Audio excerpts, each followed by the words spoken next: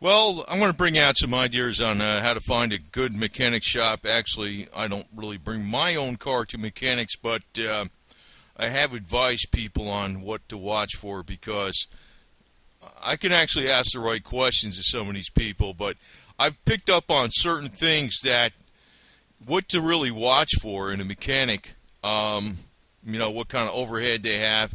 Now, I'm going to say this. If you have a brand new car or a car that's almost new under warranty, you're probably better off taking it to the dealership for service because, or it's going to have to at least be a certified, authorized mechanic, but more than likely the dealer. If you got money for a new car or whatever, you probably want to bring it there for your oil changes, even your wiper blades and things like simple stuff, because it's not going to have any major work done to it because it'll be under warranty. And now Toyota, I'm not really a fan of any particular brand here. I know Toyota dealerships have been pretty fair with people. I'm not an advertisement for it, but I heard a lot of horror stories about some other dealerships, like some years ago Chrysler was one. And I liked Chrysler back in the 60s and 50s, but I don't know what happened to them like 10 years ago. But I'm just telling you straight up, if you don't take it to the dealer and you don't have and since everything's computerized, they'll have all the records. So say the engine blew up on it or something, it wouldn't be because you missed an oil change or something, but it's a matter of, if you missed an oil change or if you don't have one recorded, they'll tell you you missed an oil change. They'll tell you, oh, tough doo-doo, Not that Toyota's going to do that, but other dealerships have. So if you got a brand new car and a car that's under warranty, dealership might be a better bet. Now, there's things wrong with dealerships. I could tell you one thing that's wrong with them. They're more geared to new stuff.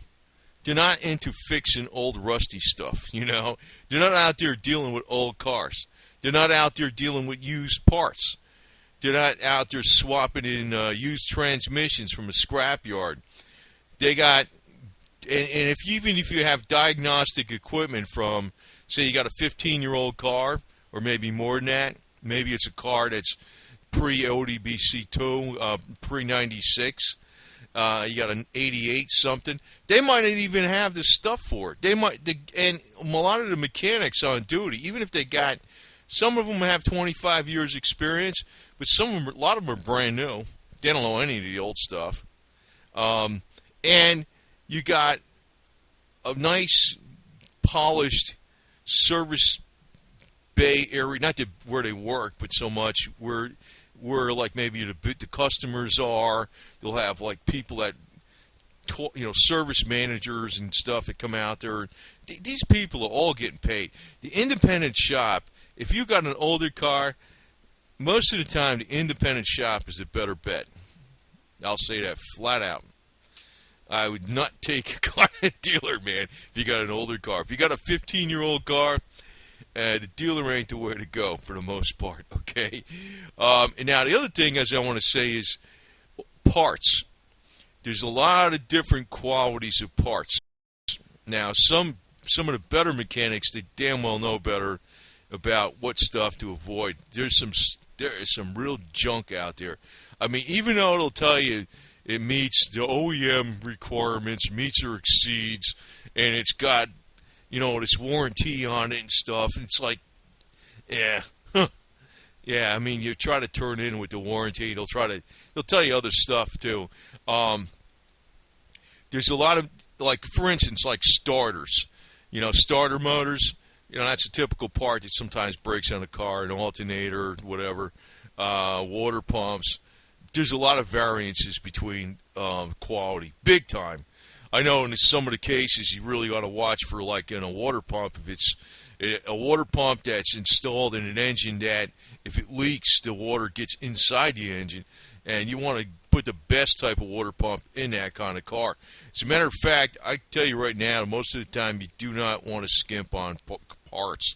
If you're going to skimp on parts, I would recommend you go to a junkyard, which means you're dealing with an independent shop. They can if they can get an OEM part off a junkyard car, and this is really where it's really worth it a lot of times if you're talking about not just a water. You're not going to be getting a water pump or even an alternator, maybe a distributor if it's a lot of bucks, but even that I wouldn't deal with that too much.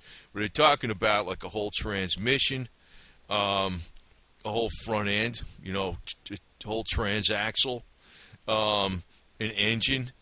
A lot of times going used is the way to go versus rebuilt, because there's a lot of different qualities in rebuilders too. And that's where the independent shop comes into play, because the dealership is not going to install. I've never seen that too much. I mean, they don't install used stuff. They might have like authorized rebuilders, maybe like Jasper's, like a very good rebuilder of transmissions and engines and stuff. But they don't actually go into the aftermarket too much. They could tell you that right now, even for remanufactured. So a lot of times, if you got a mechanic that's an independent mechanic and they got a record service, they probably got a lot of connections to junkyards, and some of the major ticket item parts, which are astronomically expensive, like I don't even know, like an engine could cost thousands of dollars, right? But you can get used engines for, I don't know, $400 or $500, and they're damn good shape. And while the engine's out of the car, you could swap some parts on it too, which is a lot cheaper too. And an independent shop won't have too much of a problem doing that. So that's where you could save some money. Now, the one thing you should watch for in an independent shop is how busy they are, because sometimes these shops are like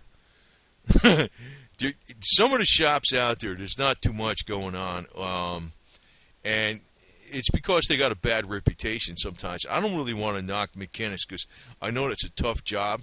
I have enough experience as a DIY guy, as a mechanic, to know that I don't want to be doing that every day. That's for sure. It's not an easy job. It's not easy. But it's interesting. It's interesting. I could say that right now. But, if they don't have a pretty high turnover in cars and not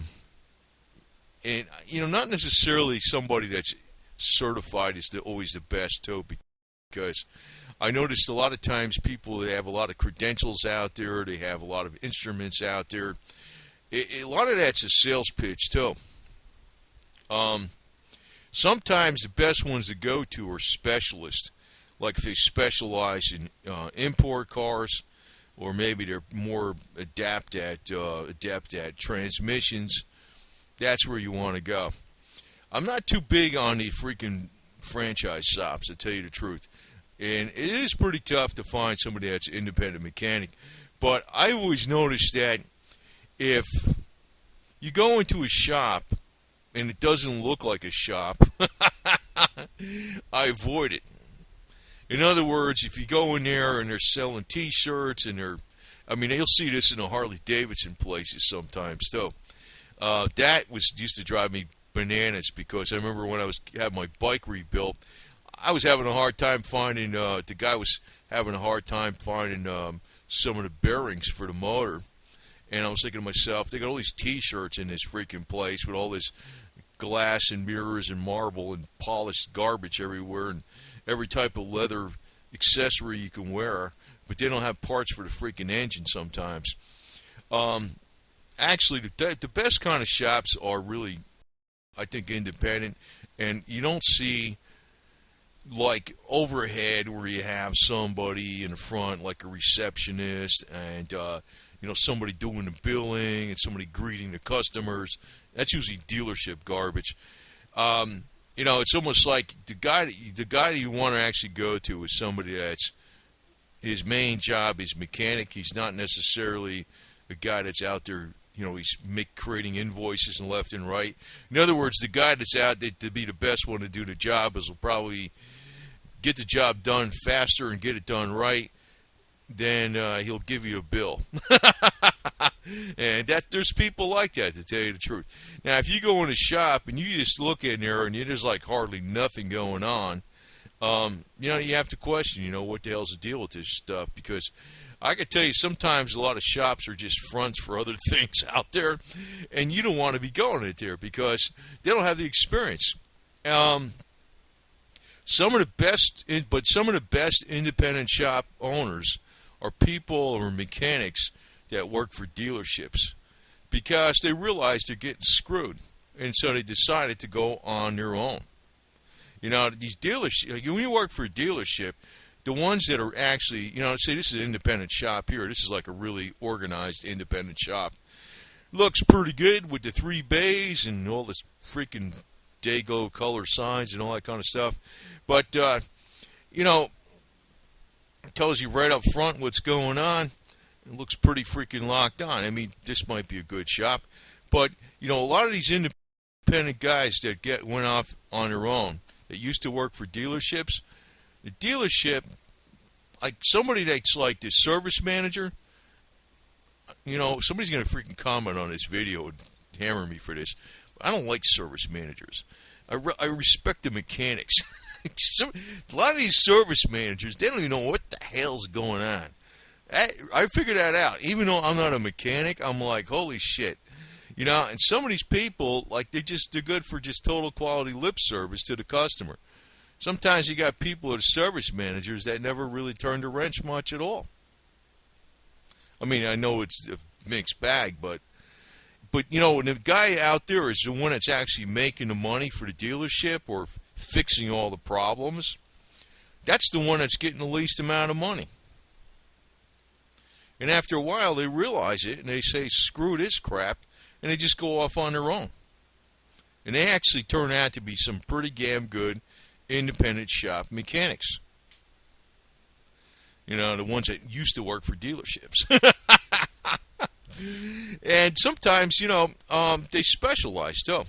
Now, in the case, like, say you got a transmission problem, engine problems, I guess, are not as... Well, transmission problems are like kind of like spooky to people. Like they kind of like, and I hate the freaking today's transmissions, to tell you the truth. The automatics, everything's electronic. I mean, they'll have freaking, stuff that's inside the transmission that takes 6 or 8 hours to change. And, back in the old days, they had a freaking valve body that you could drop after you drop the pan and clean it out, and there's usually some garbage in the check balls and stuff. And it works, It's like there's not much to it. There's like a pump, some bands. The electronic transmissions today suck if there's something that goes wrong with them, to tell you the truth, because they can get pretty well involved. But I'll tell you one thing. If you got a transmission problem, one of the things I would ask the person is used transmission. Good used transmission, because there is a hell of a difference between a rebuilt and a used one. It's like $2,000 for, or more for a rebuilt, or even more than that. And, used one might be $300-400. That's in really great shape. And sometimes it's less labor to pull the whole damn transmission out than it is to get inside there and change this electronic whiz-bang piece of garbage junk that some engineer designed that breaks. I hate new stuff.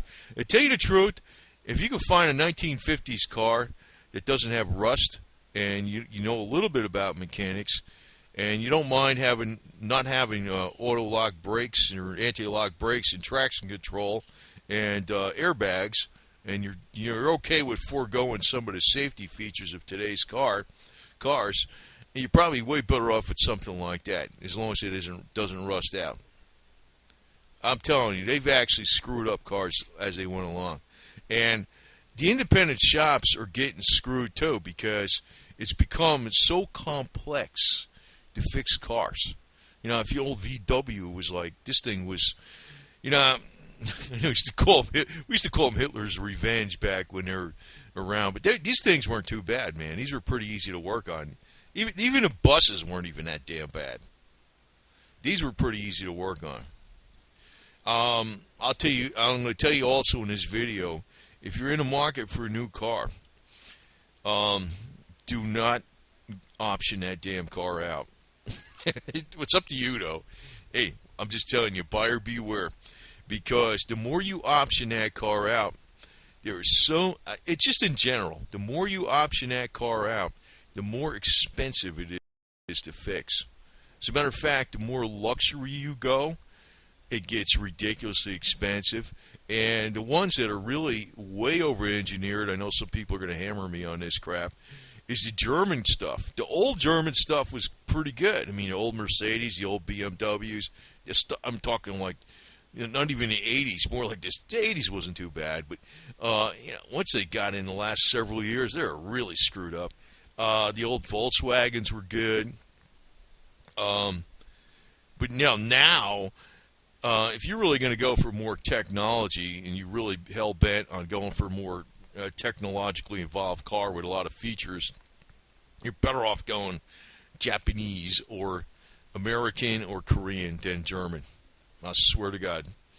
Yeah, you can hammer me all you want on that shit, but I'll tell you one thing, you will, that's what he's, that's kind of a separate subject in a way, but it does relate to this video, because you will find out that if you decide to keep that car a while and it's out of warranty, there are some tremendous repair bills involved with that, and there's not that many mechanics that know how to work on those damn things. Now, an old VW, hey, crap, I can work on these things. I remember them. I remember how they work, man. These things are pretty damn simple, man. I could drop that engine with them 4 17-millimeter bolts to, disconnect the fuel and the clutch and the wire to the battery and stuff, and those heating ducts, and it's easy to adjust the valves. You got those clips on the valve covers. I think it's like 4 8/1000 on the intake and the exhaust. I forgot what the hell it is. Maybe that's not right. Maybe it's probably about right. It's close enough. But, hey, these things were freaking pretty damn good, man. But I'd say this, though. The independent shop is really more, you really want to go to the independent shop if you got an older car. Dealership has got a much higher shop hour rate than most of the independent shops. And that's because they're supporting all these freaking yo-yos out in the front. The service manager, receptionist people making coffee, talking to the customers when they come in, the extra area where the customers will sit, and, the showroom, and, God, independent shop, man, no nonsense. They're out there just fixing stuff, and, as long as they got a pretty good turnover. Actually, I think the independent shop that has a wrecker service, too, and has some connections to, the scrap yards, wrecking yards, where you can get some used parts. Because some of these dealer parts on these cars are ridiculous. I know there's ways around some of the stuff. Like on the distributors, I know sometimes the distributor on my Sebring was like almost $1,000.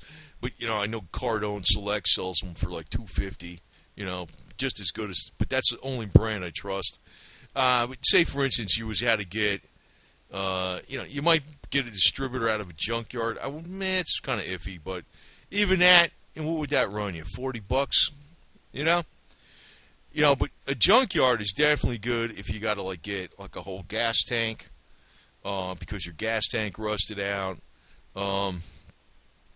Some maybe specialized parts that are dealer only, and the dealer's not going to do that and go down to the junkyard and get that. Independent shop's going to do that type of stuff.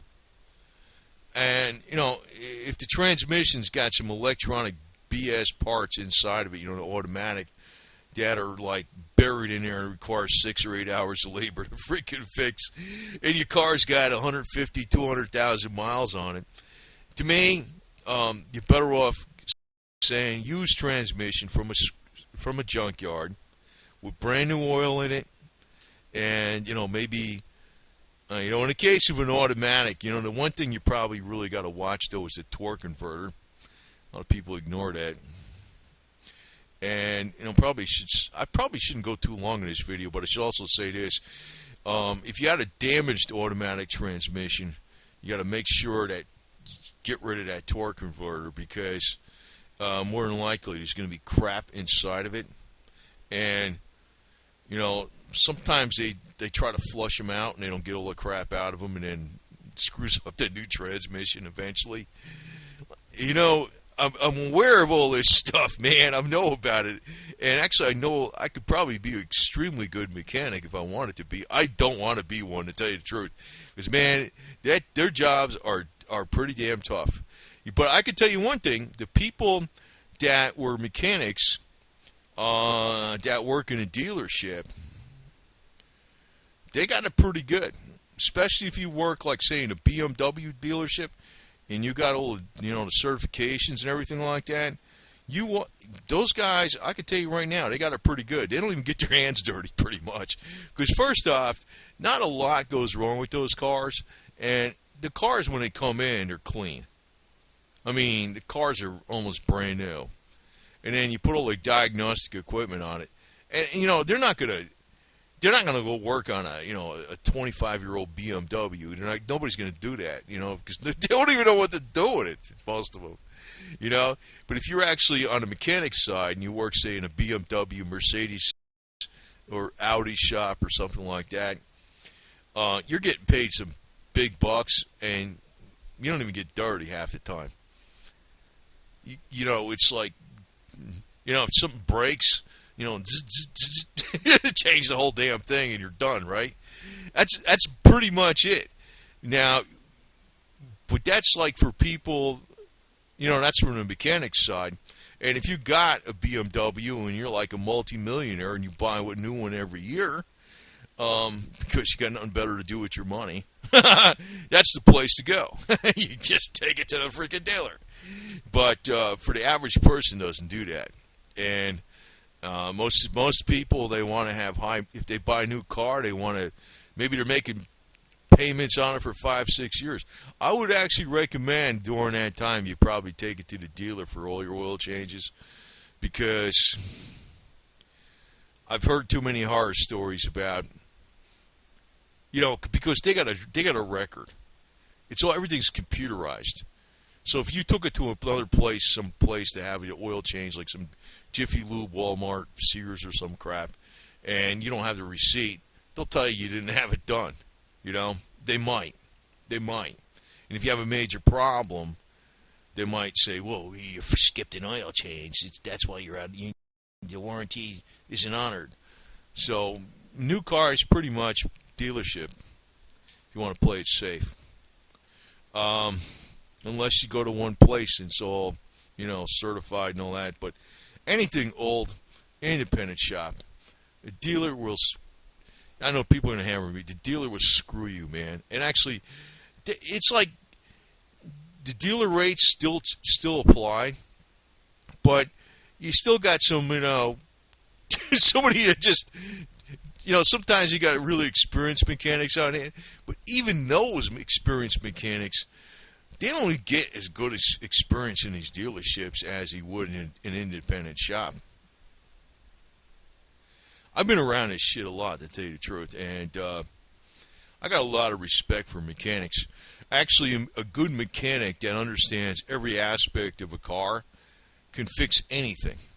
I mean, they could rewire a house, they could do plumbing in a house, they could fix anything, man. They could do any kind of woodwork, because everything else looks simple compared to a car. If you really know your shit.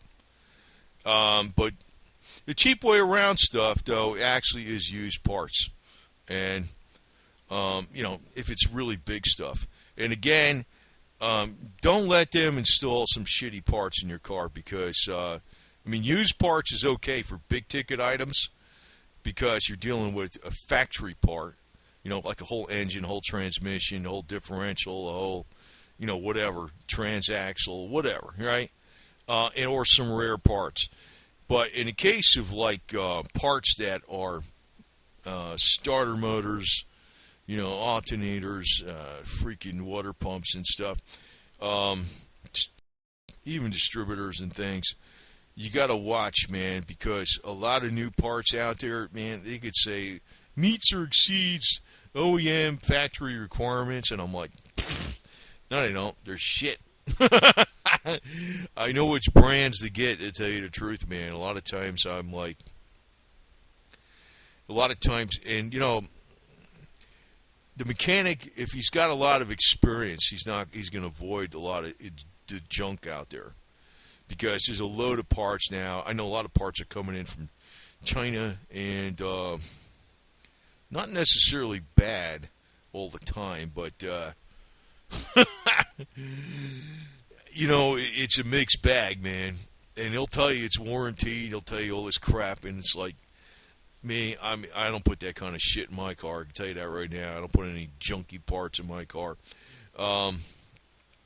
And, you know, this, as far as like the mechanics actually turning over a lot of volume, you want to make sure you got a shop that pretty much looks pretty damn busy. It doesn't have to be perfectly neat, but it has to look like there's some damn activity going on in there, because if, you know, too neat of a shop is another thing, a sign of, like, to me, it's almost like a neat desk. You know, that's the sign that you're not doing nothing. It's a matter of, you know, you want some stuff like maybe the shop in the front looks nice and neat and presentable, but in the back there's a load of crap back there with engines and cars, with the freaking skeletons of cars and things like that. You know, there's been some serious activity going on. Maybe the front might look neat, but you also don't want like obvious superfluous overhead, and you won't really find too much of that in independent shops. You will find that in dealerships. You know, polished marble on the floor, coffee machines, espresso machines, you know, music, all kinds of lounge chairs, people out there filling out forms and stuff. You know, you want the thing where the guy comes out there, he's got a rag and he wipes off his hands. He's got to get the pen out there before he writes on the paper, because the paper will be all full of grease. You want that guy to freaking fix your car, man. And you could test them, too. You could test them sometimes. You know, well, the thing is, you can't test them. Maybe I could test them, because I know what to ask them. Because I usually, when they talk to me, I play dumb. And, you know, if it's for somebody else, I don't bring my cars to shops.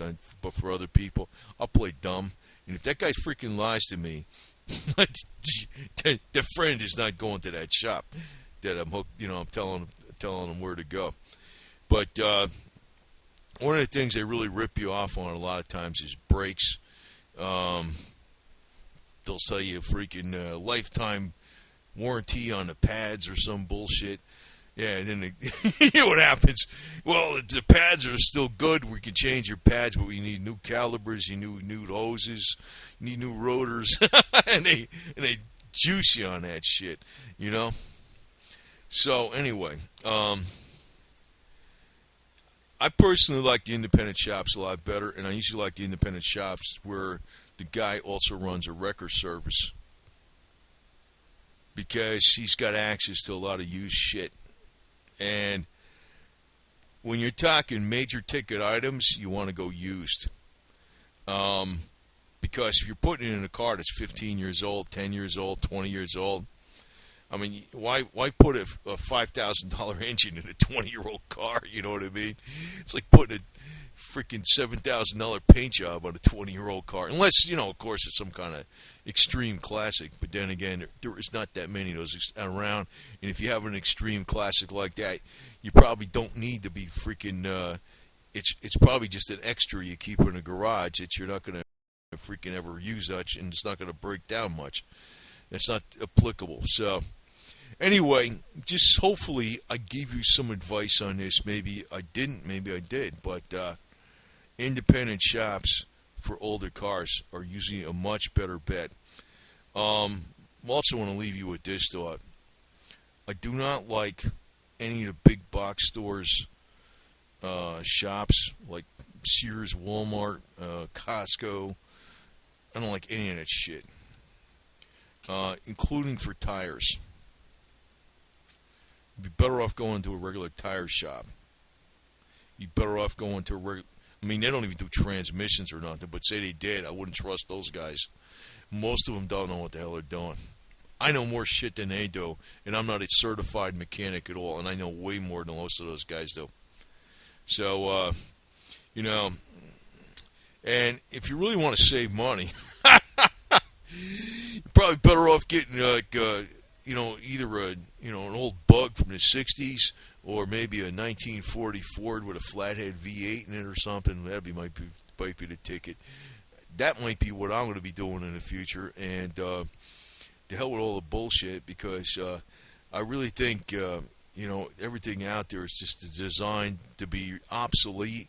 And when Google Cars comes out with this crap, I mean, you ain't seen nothing how they're going to rip you off. You're going to have to take it to Google to get fixed. You're going to need a computer upgrade, man, besides the engine and electronics and, I mean, the whole damn thing. It's going to be the software glitch or something. Guy, talk about freaking ridiculous. All that just to go from point A to point B. So I know I've been lengthy on this, but to tell you the truth, you got to really watch out for, I don't like the dealers, man. But I also know that if you got a brand new car and they say you missed a service because you took it to an independent shop, they could screw you. So that's about the only time I really recommend the dealers brand new cars for minor shit. Because then if the damn engine blows up due to a defect, hey man, I had all the service done over here, you know. But otherwise, man, they're freaking they're expensive, man. I know somebody's gonna freaking bitch at me for saying that. They are, man. I don't like them. And to tell you the truth, I think a lot of the people down south are better mechanics than up north. I should also say that. I always got a lot of respect for freaking people down south because they are better mechanics than the ones up north, generally speaking. And you know, if Cooters from you know, the was it Duke Boys? You know, Cooters is the guy that was the mechanic for the Duke Boys and the Dukes of Hazzard. If Cooters can open up a franchise, I mean, that would be the ultimate place to take your car, man. And you take your old 440 Mopar with the you know, freaking 4-speed and the 8 3/4 posi pumpkin rear and the stuff in the back, short grip, and you know, that type of stuff. Then you're cool. Then you're cool. But you know, until that happens, you know, I say the best deal is to go to an independent shop, especially one that has a wrecker service, and they're an independent shop, because you could probably get some deals on a lot of used parts. Because they when they got a wrecker service, man, they're pulling stuff in the junkyard all the time, and they probably got all kinds of hookups. Yeah, I know where one of those is. Man, you know how that deal goes. Yeah, I can get that for you for a couple $100. That's what you want.